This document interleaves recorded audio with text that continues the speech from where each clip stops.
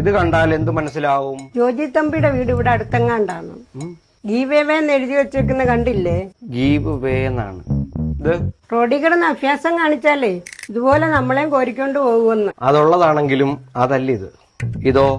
റോഡിൽ വെള്ളക്കെട്ടുണ്ട്, അപ്പുറത്ത് പോകേണ്ടവർക്ക് ഇഷ്ടിക നിരത്തിയിട്ടുണ്ട്. അതേ ചവിട്ടി ചവിട്ടി ചവിട്ടി വേണം അപ്പുറത്ത് പോകാൻ. ഇഷ്ടികയാണ്. ഇങ്ങനെ ഒരു ബോർഡ് കണ്ടാൽ ഇവിടെ അടുത്ത് എവിടെയോ നല്ല അട്രക്ഷൻ കിട്ടും, വേണ്ടവര് മേടിച്ചോളാൻ. ഒരു പി, ഒരു വെട്ടിയ പി, ഇതെന്തിനാണ്? ഇത് റോഡ് സൈഡിൽ പെടുക്കുന്നവന്മാർക്കുള്ള ബോർഡാ. ഈ പി കണ്ടാ പെടുക്ക, ഈ വെട്ടിയ പി കണ്ടാ പെടുക്കരുതെന്നാ. ഇതെന്താണ്?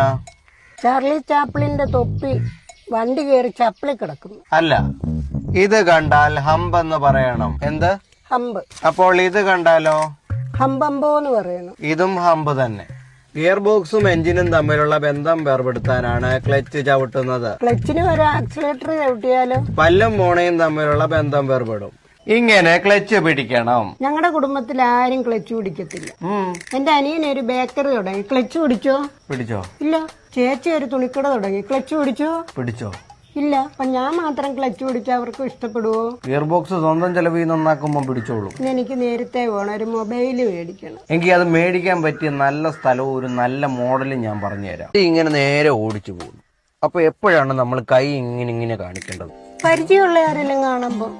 അല്ലെങ്കിൽ അവളമാര് പറയും ഞാൻ വണ്ടിയൊക്കെ മേടിച്ചെങ്കിൽ എനിക്ക് വലിയ ഓവറാണെന്ന്. അത് മതി. പിന്നെ നമ്മളിങ്ങനെ വണ്ടി ഓടിച്ചു പോകുമ്പോൾ റോഡിന്റെ ഒത്ത നടുക്ക് രണ്ട് വണ്ടി ഇടിച്ചു കിടക്കുന്നു.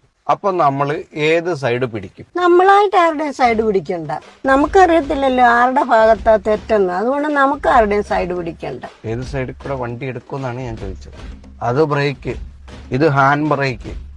ഈ ഒരു സാഹചര്യത്തിൽ ഏത് ബ്രേക്ക് ഇടും? Lunch break. എനിക്ക് വിശക്കുന്നു. ചോറ് കൊണ്ടുവന്നിട്ടുണ്ടോ? ഇല്ല.